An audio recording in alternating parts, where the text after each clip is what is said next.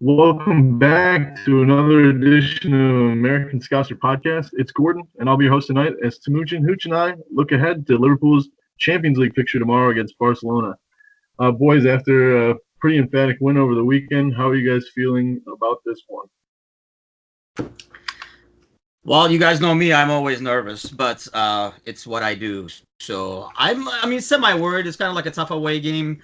I guess my main concern is, apart from the game in Munich, we haven't done great in terms of like playing away in the Champions League. But at the same time, I think the team is in a lot better groove, and I think we can score over there, which is probably like the biggest thing. It's just a matter of, stopping that little Argentinian dude. Apart from that, I'm pretty optimistic, really. I think we can get a good score over there. Yeah, I tend to agree. I think coming off the weekend with a 5-0 victory is a positive way to go forward. Had we had to squeak out like a 2-0 or 1-0 and not look great, might be a little bit more nerve-wracking. But the fact that we were just able to go, just put 5 past Huddersfield, which, they're the worst team in the league, but still being able to do what we should be able to do against a team like that gives us a good confidence going into tomorrow. Like Tim said, if we can get a goal or two, the away goal is huge. Going to be huge coming back to Anfield with that away goal in our pocket. But yeah, the way the team's firing on all cylinders right now, I'm pretty confident we can get a fairly decent result tomorrow. Yeah, I'm with you guys. I really think that the away goal is crucial. Even if we go down 2-1, just having that in our pockets going back to Anfield would definitely be what we're looking for. Especially this season, Barcelona has been fantastic home and away in the Champions League, but they've been considerably better at scoring and shutting teams out at home. They had PSV Eindhoven, Tottenham, and Inter Milan in their groups, and I think they only gave up one home goal, and that was against Tottenham.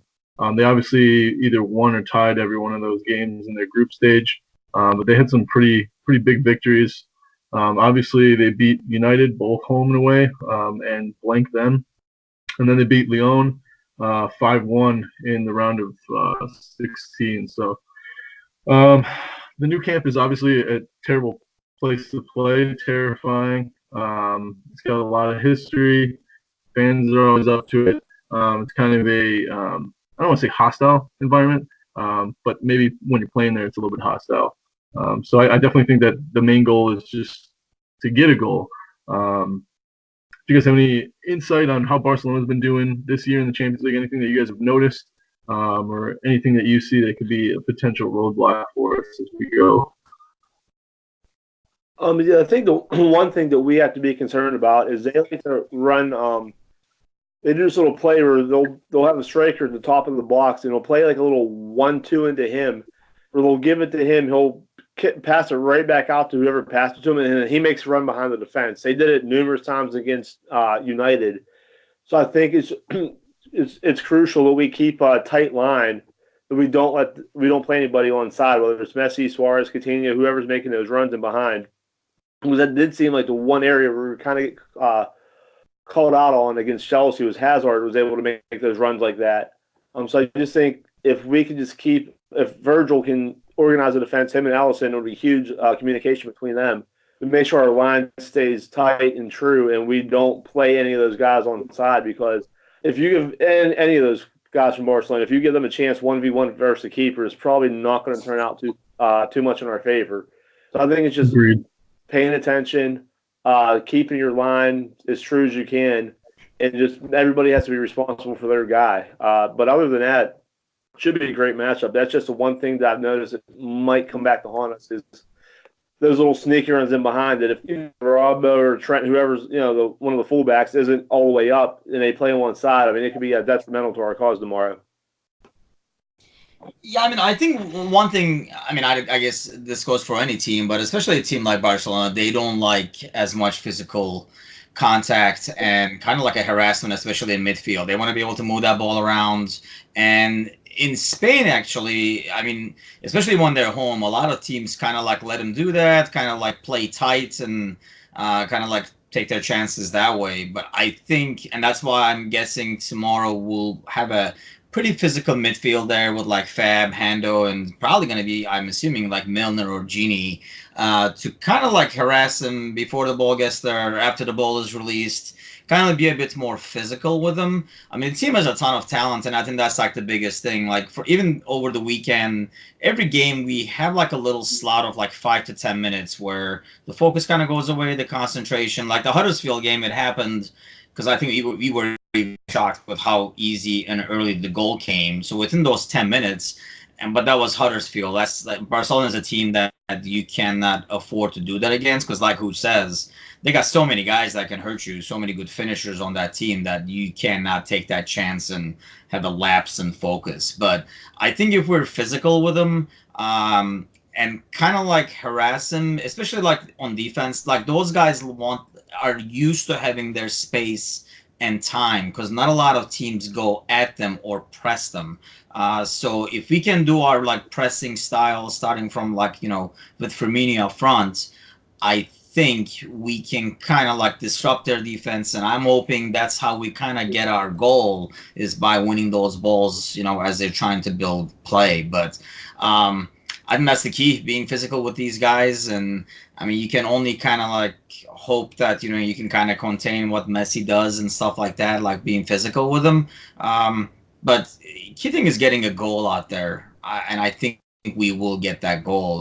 Like Godin said, they don't let a lot of goals at home. But I think that's partially because not a lot of teams press them at home because I think people, most teams, especially in the Spanish league, even in the Champions League, in the group stages, most teams are kind of afraid to go at them because they can't really hurt you in the back. But I think we have enough confidence in our back four to be able to press and hope that they can handle people one-on-one if needed.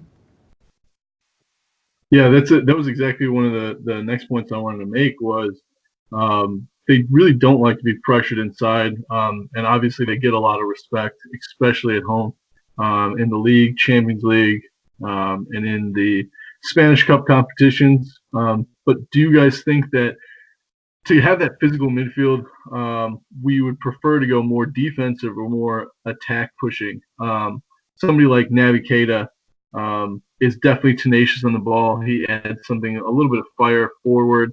He's not afraid to get stuck in, but at the same time, he is more of an offensive player. Somebody like Milner is going to give you more solidity at the back, and sweep across, pick anything up that Fabinho misses, and sniff stuff out, and he can even drop back into center back. Would you guys feel more comfortable if we press them higher up or if we press them closer to our own 18-yard box? I think from the get, if we can press them and try to keep the pressure off our defense would be our best bet. If we just sit back and allow them to allow them possession, allow them to come at us and hope that we can get them on the counter, that's going to allow them and the crowd to get into the game. I think if we could just keep the pressure on them and make them play out of the back, and with those balls over the top that they'd have to play out between Virgil, Fabinho, whoever else is in midfield, if we can win that midfield battle with the balls in the air, I think it would be a huge advantage to us to be able to do that. And like you said, Keita might be a good player to have in there to maybe keep the pressure on them a little bit, as opposed to if you have even Fabinho, Hendo, and Genie, it's more of a defensive midfield. But it might not be bad if you start Fab and Hendo in there, and then you like Keita kind of be a rover in that midfield to kind of pick balls up, make runs, and get the play going forward. See, I think that's why I go happy medium. Instead of like, Milner or Keita, I go Genie. A player who can kind of do both. I mean, he's good on the ball, but definitely better defensively than Keita as well. And I think you have to have Fab and Hendo out there. Fab, I mean, for physicality, and Henderson can kind of like be, that box-to-box guy that can kind of do both and kind of like keep the calm in midfield as well. So I would say, Fabinho, Henderson, and Genie in midfield. Milner is definitely a better defensive presence, but I kind of worry about speed. I know when we played PSG, for example, sometimes our midfield got exposed, and obviously Barcelona has a lot of speed on the field. So I think Milner comes in to relieve one of those guys, whoever gets tired with all that constant pressure and chasing that we do against Barcelona. But I mean, ideally, if everyone is fine, especially Fabinho, and I'm assuming he is, I think he was rested for this in some ways, and obviously he had that mini concussion thing going. So I think the ideal trio would be Fab, Hendo, and Genie in the middle. Now, along those same lines, I know there's been some talk about Firmino. Do you guys think we'll see him tomorrow, or do you think that he sits out? And if he does sit out, how does that affect us? Obviously, he's been pretty influential for us in the last couple of years. The work rate that he gives on and off the ball is unmatched by any forward that you're going to find in the game. What does his uncertainty to be fit do to our team? Oh, kills us, man. I mean, that's one guy I really feel like we cannot replace. And we've tried, and it has not worked. And that's one thing I think in the offseason is something that we have to figure out. We got to be able to replace what he brings on the field. And obviously, it's easier said than done because the guy does so much. But, I mean, if we're talking about like this pressing from the front and stuff like that, you have to have him out there. And I think, I mean, he did practice. So I have the feeling he is going to be out there. And it's not like, you kind of like rest or, I mean, this is kind of like that time of the year. I think you have to put him out there. What is the worst case scenario? He might not be able to like finish the game, I guess, but I think it's a lot riskier. You definitely don't want Sturridge out there, especially, after this weekend and everything too. And I really don't see how we can replace him. That's somebody that we have to groom into that position over time. I think he's the only one that kind of gets that sense of where to be when we're on the ball, when we're off the ball. So I think he plays tomorrow, I'm hoping he plays tomorrow. But he did practice today, so you would think he'll be able to go tomorrow unless after practice he has some issues. I mean, that's what I was going to say. I was going to say, doing some research for my preview article I'm going to post later tonight. He was able to make it through a full day of training. So hopefully, he can give us even at 65, 70 minutes. You just have to worry about if you start him, though, and he has to come off early, because a groin injury is a tough thing to be able to manage, especially with how, what they ask him to do. So it's one of those things that you risk playing him and then have to have an early sub on. And at that point, I guess you'd have to, like you said, Tim, you can't put Sturridge out there because he's not going to run. I mean, he's pretty much not a waste of his shirt at this point, but for what you would have to ask, you probably have to put a Origi out there, if not Firmino, and just hope that Origi just has the adrenaline and just, he would take his shot in a situation like this where he would just run through brick walls like Firmino would. But best case scenario is Firmino is able to give us a solid 70, 75 minutes tomorrow and just get us through to the weekend, and then he can be reevaluated after the fact. But I think even if he's 80%, you have to put him out there. There's 4 or 5 matches left, depending on how this two-legged tie goes in the semifinals. So at this point, everybody has knocks, everybody has bumps and bruises. It's just with that groin injury, it's a tough thing to gauge. I think it's just how much of a pain that Firmino can play through, but I haven't seen anything that's going to say that he's soft, that he's not going to be able to. If he's able to go, he's going to go. If it's up to him, I think we'll see him out there. And I think I'm in 100% agree. I'm sorry. I think I would rather have him start than, try to put him in later or something like that. I'd rather have him start so we have a more solid start to the game. And then, if he's not 100%, you do sub him, either bring maybe Oxen at the time or, like Shaq or Origi or somebody like that in the 60th minute or something like that. But I think if he is fit enough, I would at least have him start and see how many minutes he can give us. If he feels like it's going soft, then you do the substitution. But I would rather really have him out there because I think he's key to what we do in terms of defense. And I think it'd be easier for him to start as well, as opposed to going through warm-ups, then having to sit on a bench and cool off, and then having to warm up again. I think, with that muscle injury, if he goes for a full warm-up and he stays warm, just throw him out there straight on, and let's see what he can do. Yeah, I think he offers us too much. And he'll set that tempo nice and high for us so that if he does actually have to go off and he's not 90 minutes fit, I actually think that we'll probably see a complete change shape what he does for us in the league. I just don't think that this is a game that we can afford to put him out there. I think he'd just be a waste of a jersey. I actually think that if Firmino does go out and he only gets 60, 75 minutes, I think Klopp will look for an entire formation change and like you were saying, Timucin, just kind of putting Shaq or somebody out there, just giving us 5 in the midfield and 2 up top, and letting Mane and Salah kind of have their way with the center backs. And one of the aging center backs, obviously he's one of the game, and he has been for some time. But I really think that putting 3 up against them with the speed and also the understanding that the 3 of them have between them, I think is going to cause them a lot of problems. That being said, how do you guys? This is always something that my dad and I talk about before two-legged ties. Would you rather start away or would you rather start home? I think it's probably one of the harder coin flips to choose. I would say away. I think playing away, especially for a team like Liverpool. I mean, I grew up and I still am a Fenerbahce fan in Turkey. And when your team has such a huge home field advantage when they play home, I always feel like you go out there to the away game, get the best score you can to kind of like get you to finish it off in the home game, especially with the away goals and stuff like that. Till that rule changes, I think you go there, any score, when you have such a huge home advantage like Anfield is, for example, and how we play at home, I think unless, you get demolished 5-0 or something like that, you come home and you say, we can do this. Even if you lose, let's say, 3-1, 2-0 or something like that, we come home and say, hey, we can still do this. Whereas, home, I thought, the Bayern matchup was kind of hard, when it was, even though it was 0-0, going over there is always tougher because you're going to a tough away game. But, I personally, when I see the draws, I always want my team to be playing the first game away.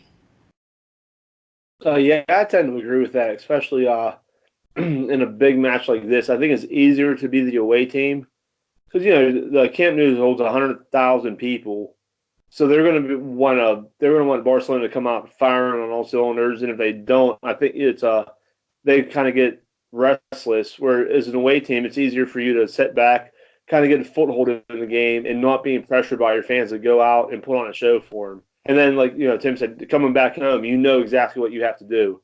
If you can still, if you lose 1-0, 2-0, well then, we're more than capable at home, especially a place like Anfield, to be able to score 2-3 goals, maybe even 4 if need be.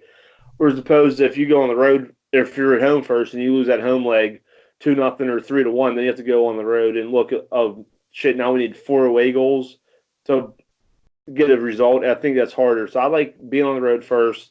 Let the opposing team have the pressure on them in front of their home fans to come out and put on a show for the home fans.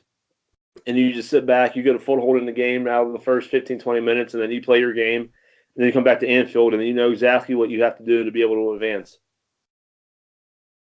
Yeah, I think you sort of saw that too against Porto. Even though we were up 2-0 at the end of that one, there was still that sense of unsureness about us. Was 2-0 enough? Porto is also a tough place to play. The fans are really close to the field. They like to yell at you. It's a cauldron inside there. So even at 2-0, it felt, I think anybody else might have been pretty comfortable at 2-0, but we still weren't. I still could see that there was a little bit of tentativeness about us. So I would tend to agree that starting away is probably better, especially the later stages of the Champions League and when you have to visit somebody like Barcelona. But they can be beat.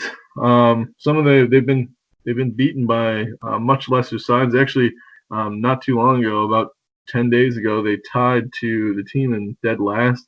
I don't know the lineups or anything like that, but I was just kind of checking to see their form, and that was one thing that stood out to me. Obviously, they've kind of rolled over La Liga this year. Think that affects anything? Do you think they're immense form at home, and they really haven't been challenged this year by Real Madrid? Do you think that will have anything to do in their minds? I mean, I think that's one advantage those teams have, isn't it? In some ways, I think you can, rest players. Obviously, it doesn't. I guess you can make a case for both. I mean, you have a chance to like rest players and stuff like that, but then you look at PSG where they cannot switch the gear from playing an easy league back to the Champions League and competing with the top teams. Um, I don't put as much stock in their like league form right now, just because even though they pretty much had everybody out there.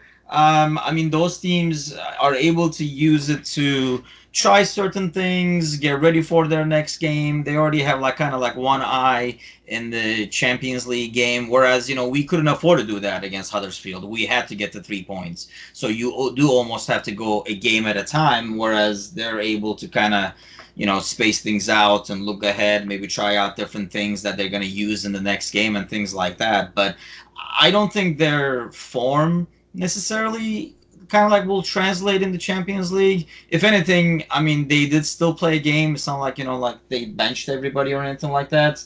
Um, but I feel like, it's they're experienced enough, and I think we're there now where it's a totally different ball game. I mean, you kind of do the league, then you come and do this Champions League thing kind of deal. It's almost like a different job, and they realize it's like a different scene, different scenario, different opposition they're playing against, and different level of opposition they're playing against. And I think it's a team, because of their experience, they're going to play up to the level of their opposition too. So I don't know. Like I say, personally, I don't put a lot of stock in what teams do before their Champions League game or right after. Those are the two games that always gets affected, especially if you're in a tough league.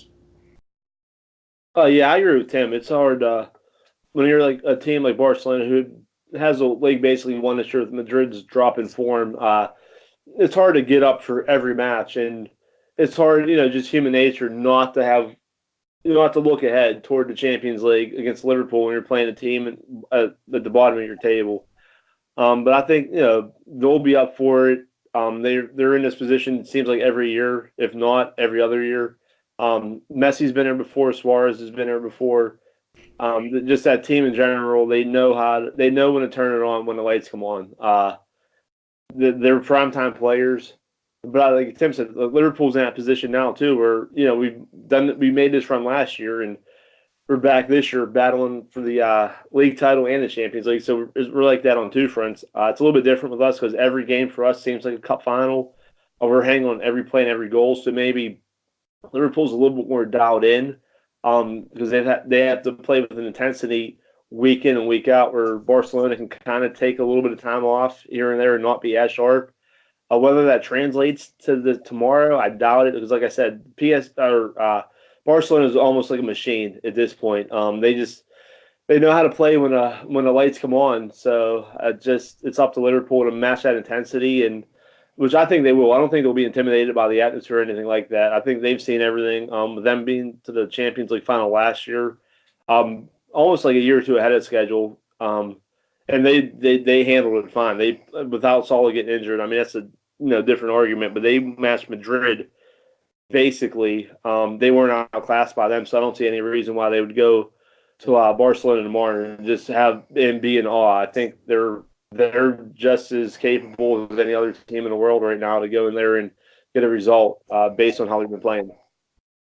I think one of the biggest points that I took away from just kind of taking a gander at the results was they only beat United 3-0 at home, and Everton beat United 4-0. So I have a feeling that bodes well for us that they couldn't put more past United, but we'll see. The final point I have for us tonight is probably the elephant in the room. Coutinho. Obviously, he's been spoken about quite a lot in the papers. Almost everything I'm seeing coming through has some mention of Coutinho or what Klopp has said about him or what the fans the reception is going to get or something like that. One thing that is completely obvious is that his form has not been good since he made his move over to the new camp. There's only one player, despite his form, there's only one player that's played more games than him this year, and that's Ter Stegen, their goalkeeper. But still, he's got 33 games under him with only 5 goals and 2 assists. Are you guys worried that maybe this is where he comes and shows his old face, just being up to the task of facing an old team?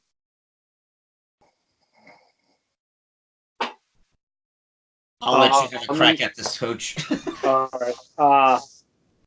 No, I'm not concerned about him at all. I think he's in his own head. Like, he scored that goal against United, and he did that little the eyes closed and plugging the ears, and you didn't know whether it was to the United fans, like he didn't hear the boos, and then then you realized it was at the Barcelona fans, like he's tuning them out. So whether his head's there or not, I think a lot of it. I mean, he's going to be coddled at home. I think the big, the big decision or whatever you want to call it is next week when he comes to Anfield, and he has 60,000 people booing him every chance that they get, every time he touches the ball. And the fact that I don't think they'll give that reaction to Suarez, just based on how both players left. I think if they're on Coutinho and they don't give that same reaction to Suarez, not that they're going to cheer Suarez, but they don't boo him every time he touches the ball. I think that's what will get in Coutinho's head, because he likes to be coddled. He likes to have an arm draped around him. So I think he'll be fine tomorrow, but I think it's next week whenever he has to come to Anfield and face his critics and face that crowd and face the cops, and he's just getting booed mercilessly, and maybe I doubt they'll have like the derogatory chant about him. That's not Liverpool's way, but just he'll be fine at home when he has 100,000 people on his side. It's just next week whenever he has 60,000 people going against him, and whether I can't see him being able to play through that. That's just my opinion. Just from what he's shown, he doesn't do well in the face of adversity. And I'd love nothing more for if he gets it, maybe you foul him hard in the beginning of the match, nothing dirty, but just hey, like we're here, whether Genie or if a Tendo comes crashing through him, and just hey, like you were on our, you were a teammate, but you're not anymore. We're not going to do any favors. And I think if you can be physical with him early and knock him off his game, I think that can get into his head too. Because I think he's going to want to go out to prove a point.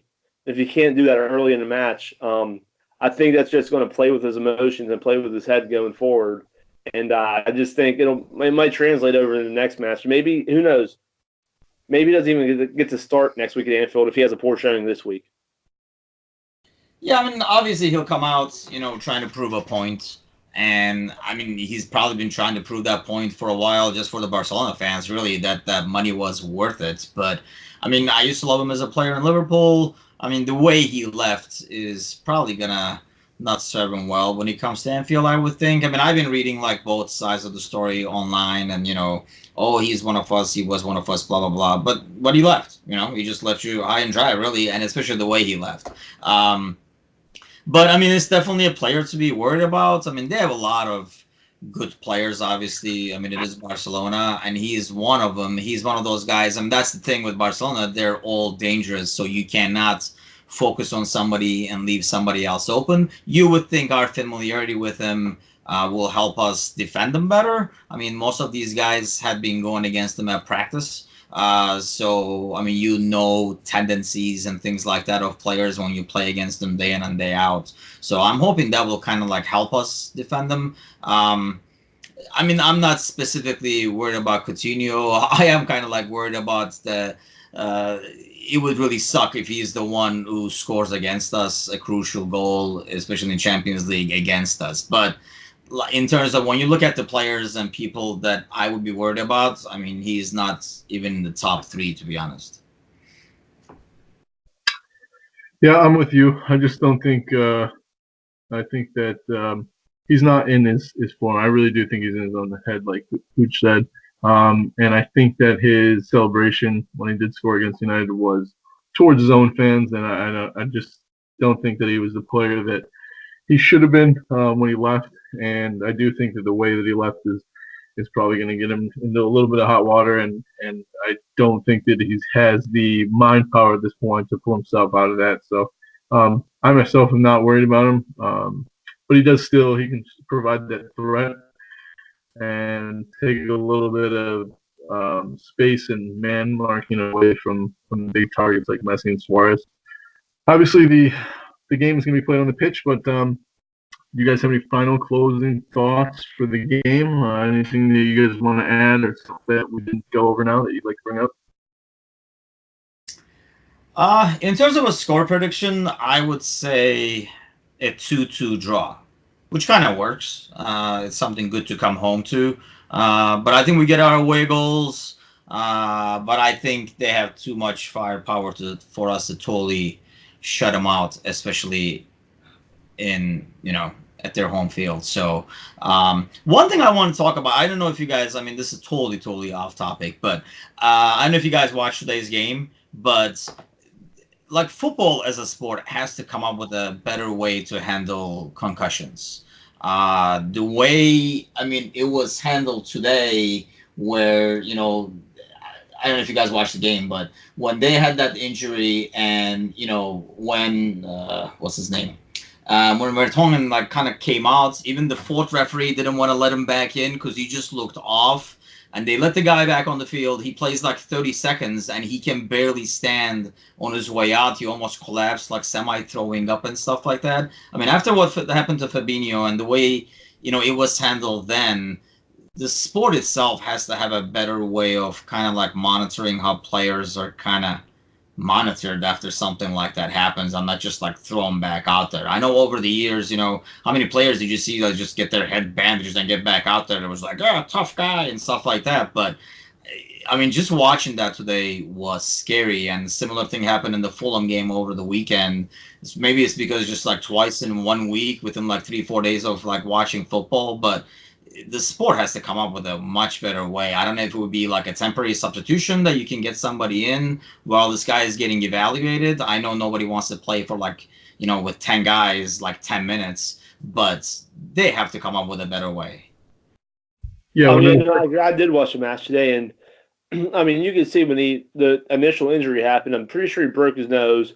He was pretty bloodied on the field. He laid there for it seemed 4 or 5 minutes, and you would think that would be in and of itself enough for the physios to be hey, he can't go on if he's down that long.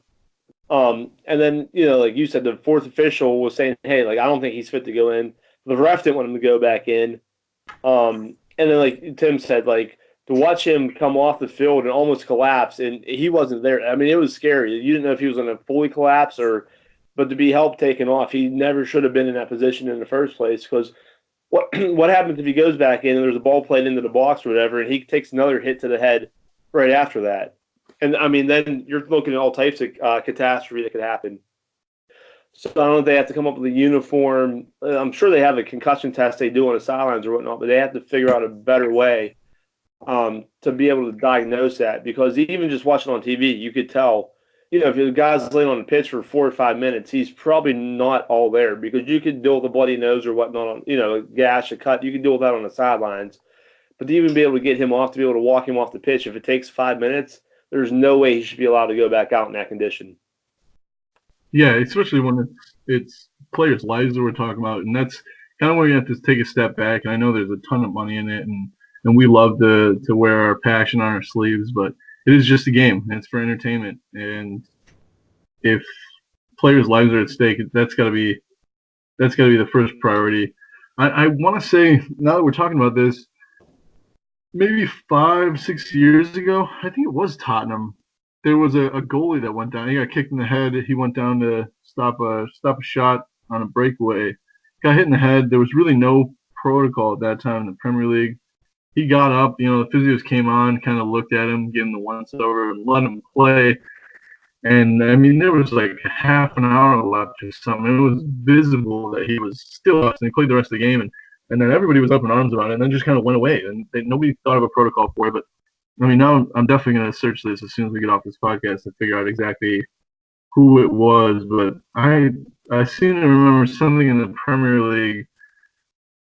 5 years ago. But yeah, I can tell. Even for the situation that happened at Cardiff over the weekend, it's just kind of how the physios themselves hand it. There is no protocol, and you don't like to see it because if there's no protocol, then we don't know if the players that we're sending back on the field actually have some sort of concussion. And we've seen what's going on with the NFL right now, and CTE, and some of those guys just don't have the same lives after they retire and they age. And these are heroes. These are guys that we claim to love. I mean, we buy their shirts. We have posters in our rooms. Our kids think they're heroes, and then we're not thinking too much about after they're done. So I do think it's really important. I just don't know Whether if that's the physio has a job come tomorrow. I mean, how did that guy say, yeah, he's good to go, when the fourth ref is like, no, man, this guy doesn't look right. And, when the other ref came over, he basically, like, didn't evaluate him himself. And he kind of, like, looked at the bench. He's like, is he okay? You guys sure? Okay, I guess let him in. And then 30 seconds later, the guy almost collapses. I mean, what kind of a test that they do that the fourth ref can just tell just by looking at the guy, no, he's not there. He should not be in. That was the huge thing. The fans were kind of booing because he was not letting him come back in the game. And the physio was like, no, he's good. He's not good. His brain is not functioning, but he can be out there. I mean, I don't understand if that guy is going to have a job tomorrow or not. It's just something that they just have to watch a lot more carefully. And like you're saying, yeah, there's a lot of money at the end of the day. They have to be able to come up with a way where they're evaluated a lot better. I mean, I know, my daughters do reffing and like for youth soccer over here, and they go through training to evaluate like concussions and stuff. So, I mean, they pay attention to stuff, even headers, they don't let like the little kids head the ball, blah, blah, blah. So you would think at this very, very top level in the Champions League semifinal, there would be a lot more high level of kind of like tests done to see if these guys are good to go back out. I mean, like Hooch is saying, what would happen if he went out for another header or whatever? He pretty much turned himself in and said, no, I'm not right. So what if he, tried to keep going? I mean, like I say, just seeing him almost collapse as he's trying to come off the field and like semi-throwing up and stuff, that was extremely scary.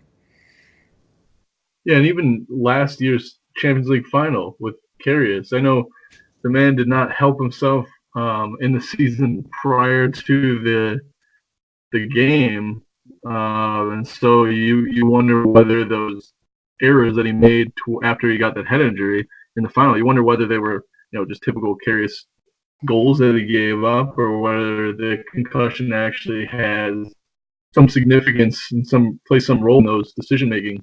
And I mean, essentially ruined his career at Anfield. I mean, he was never going to play another game for us, and he's not doing that well at Besiktas either. So you're playing with not only physical lives, but the playing careers of these guys as well when you don't have a protocol to take them off.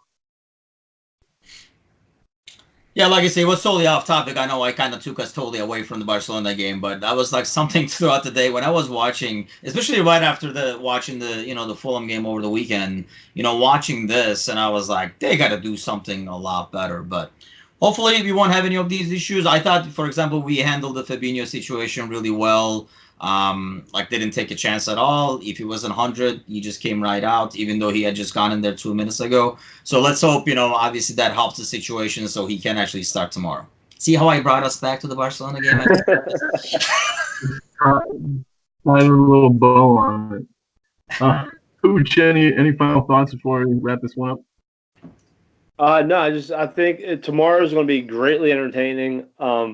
I'm hoping for the best. I'm going to be on my edge of my seat, but I think if you're a fan of football, if you're a fan of the how they call it the beautiful game, and you like attacking football and playmakers and watching the best players in the world, tune in tomorrow because it's going to be an absolute barn burner. I hope we come out on the better side of it, but it's going to be a joy to watch, and I'm excited. I'm excited that Liverpool get this chance to play against Barcelona because last year we kind of not took the easy road out. I mean, we did beat City, but we had Porto who we dismantled, and we beat City pretty easily, and we beat Roma, and we kind of got the notion of, hey, like we backdoored our way into the final last year. So I'm excited that this year that we get to take on the big boys of world football, and it's just gonna be a joy to watch tomorrow. It's gonna be the Suarez versus Salah versus Messi, and two great historical clubs going at each other, and it's going to be a joy to watch not even tomorrow, but next week as well at Anfield. Yeah, my final thoughts are of the same vein. I'm going to go pretty optimistic here and say 2 or 3-1 us. I think we walk away. I think the home team is going to be the louder fans as we exit the stadium. I think they'll be more rambunctious as we leave. But Liverpool are a European pounds again. I don't think we walk into any stadium with any fear. I think these boys are on a different level. I think we finally believe that we belong in these competitions, and Champions League semifinal at the new camp. That's where we belong. So I'm highly optimistic. We'll obviously have to see tomorrow, but I think that we are going to surprise people in Barcelona. Hopefully, the 11 that are playing on the field for them the most. But we'll see. Anything else before we end? Nope. Take your heart medicine and watch the game. Yep. It'd be hooked up to a defibrillator. All right, with that, we will hopefully watch with bated breath as Liverpool takes all 3 points and heads back to Anfield and looks to face Newcastle the weekend. I will talk to you guys later, and for now, Reds. Yes. Off the Reds.